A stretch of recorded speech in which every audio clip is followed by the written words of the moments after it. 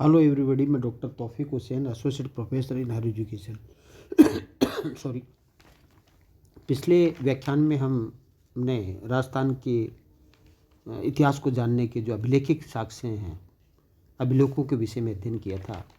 और हमने इस संदर्भ में बडली का शिलालेख है, गोसंडी शिलालेख है, मानमोरी शिलालेख है, और जो अशोक के जो शिलालेख भामरू बैराड शिलालेख है, जो इसके अलावा कुछ प्रशस्तियाँ हैं, कीर्ति स्तंभ प्रशस्ति की हमने चर्चा की, कुंभगढ़ प्रशस्ति, राज प्रशस्ति और बिजोलिया का शिलालेख है, उसके बारे में हमने चर्चा की। आज हम जो राजस्थान की कुछ प्रमुख इतिहास को जानने की जो प्रमुख प्रशस्तियाँ हैं और प्रमुख अभिलेख हैं, उनकी चर्चा हम करेंगे।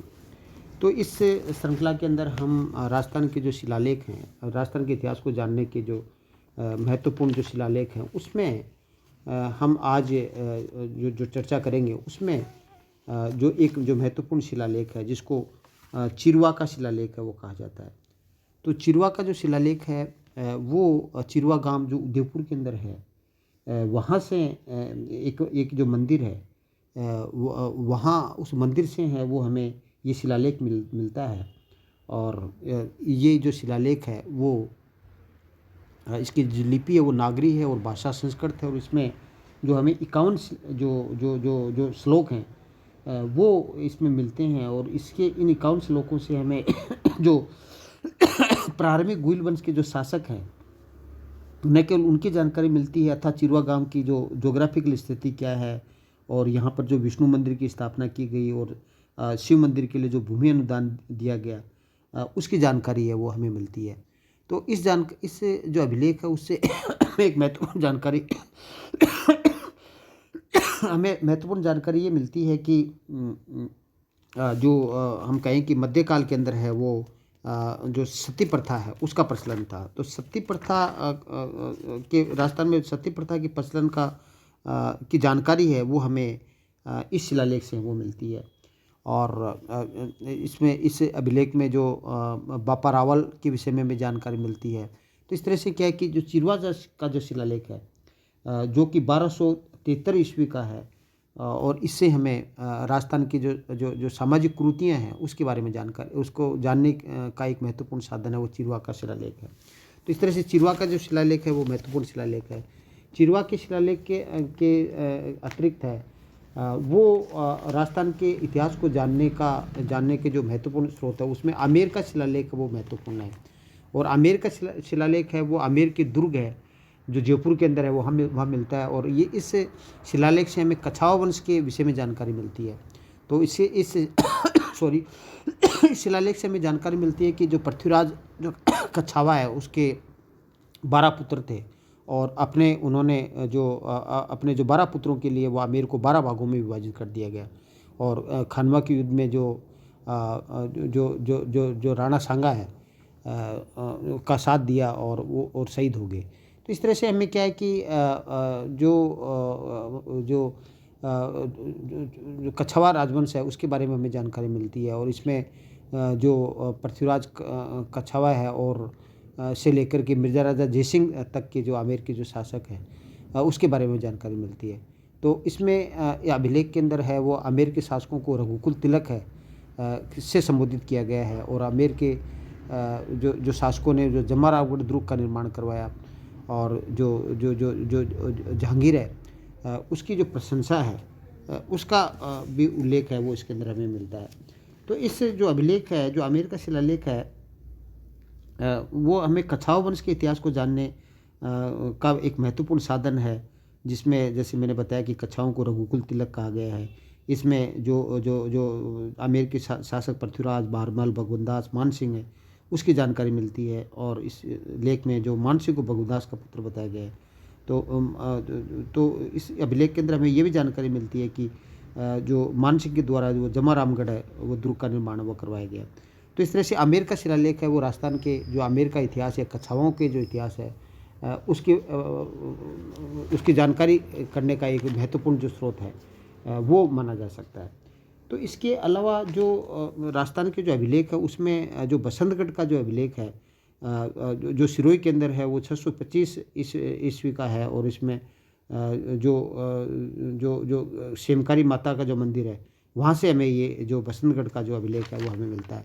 तो जो बसंतगढ़ का जो अभिलेख है उससे हमें जो हम कहें कि जो चावड़ा वंश है, चावड़ा वंश है, उसके बारे में हमें जानकारी मिलती है। और इसमें से हमें ये भी जानकारी मिलती है कि जो प्रतिहार है, उनके विषय में हमें जानकारी हमें मिलती है। जो प्रतिहार नहीं, सॉरी, इसमें जो रजिल जो है उसके विषय में हमें जानकारी मिलती है, और चावड़ा वंश के विषय में जानकारी मिलती है। प्रतिहारों के बारे में जानकारी नहीं मिलती है। अभी तो इसमें भीनमाल के विषय में जानकारी मिलती है कि हेनसांग ने वो भीनमाल की यात्रा 641 में की। तो इस तरह से ये जो बसंतगढ़ का जो शिलालेख है वो भी महत्वपूर्ण है। और इसके अलावा जो बचकुला का जो अभिलेख है, जो जोधपुर के अंदर हमें मिलता है, जो पार्वती माता का जो मंदिर से हमें प्राप्त हुआ, इससे हमें क्या है कि जो प्रतिहार शासक नागभट्टदित्य है उसके विषय में जानकारी मिलती है। तो प्रतिहारों के विषय में जानकारी का एक महत्वपूर्ण जो शिलालेख है वो बचकुला का शिलालेख है। जबकि बसंतगढ़ शिलालेख में से हमें चावड़ा वंश के बारे में हमें जानकारी मिलती है।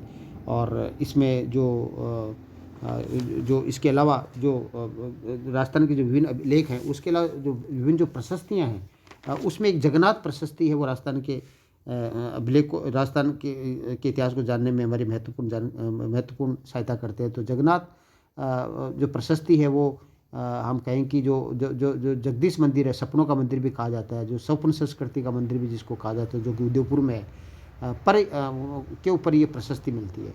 तो जगन्नाथ प्रशस्ति है वो जो सपनों के मंदिर पर प्रशस्ति है।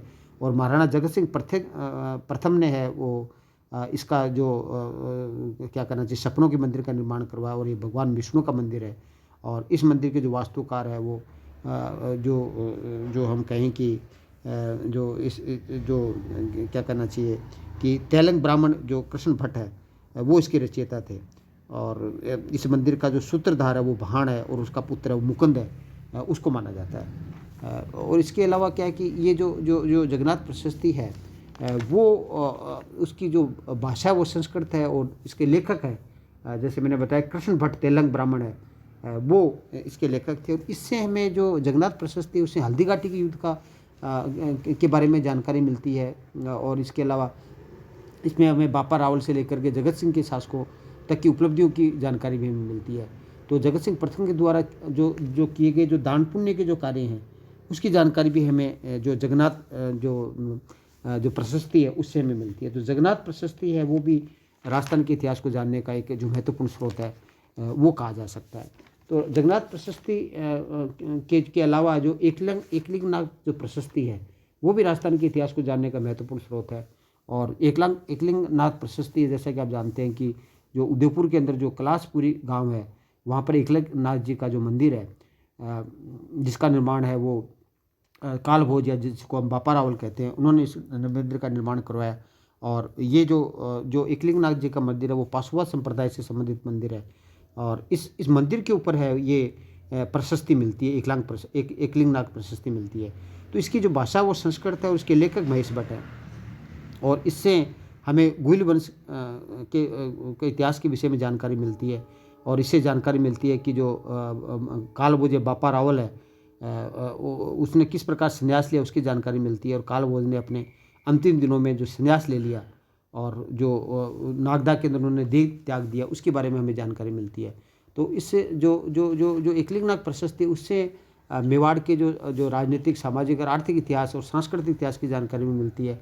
इस अभिलेख से हमें ये जानकारी मिलती है कि इस मंदिर का जो पुनर्निर्माण है महाराणा रायमल ने करवाया। बापा रावल से रायमल तक का जो इतिहास है की जानकारी हमें एकलिंग नाग प्रशस्ति से मिलती है। तो इस मंदिर के चारों ओर है वो रायमल ने 3 जो तालाबों का निर्माण करवाया, उसकी जानकारी भी हमें इस प्रशस्ति से मिलती है। तो एकलिंग नाग प्रशस्ति है वो भी राजस्थान के इतिहास को जानने का एक महत्वपूर्ण साधन है। इसके अलावा रणकपुर प्रशस्ति है, वो जो एक प्रकार से जो रणकपुर का जैन मंदिर है, जो जिसको चुमुखा मंदिर जो कहते हैं, जो सादड़ी के पास पाली के अंदर स्थित है, उसकी दीवार पे है वो रणकपुर प्रशस्ति मिलती है। तो ये रणकपुर प्रशस्ति है, उसकी जो भाषा नागरी, जो लिपि नागरी है और भाषा संस्कृत है में मिलती है। और इसके जो लेखक हैं वो दीपाक को माना जाता है। तो इसमें जो गुहिलों को है वो कालभोज का पुत्र बताया गया, जो कि सही नहीं है। और इस प्रशस्ति में जो कालभोज और बापा रावल दोनों को अलग अलग व्यक्ति बताया गया है। महाराणा कुंभा की उपलब्धियों को जानने के लिए रणकपुर प्रशस्ति मेरी सहायता करती है, और मेवाड़ राज्य का इतिहास की जानकारी है में भी हमारी जानने में भी रणकपुर प्रशस्ति हमारी मदद करती है।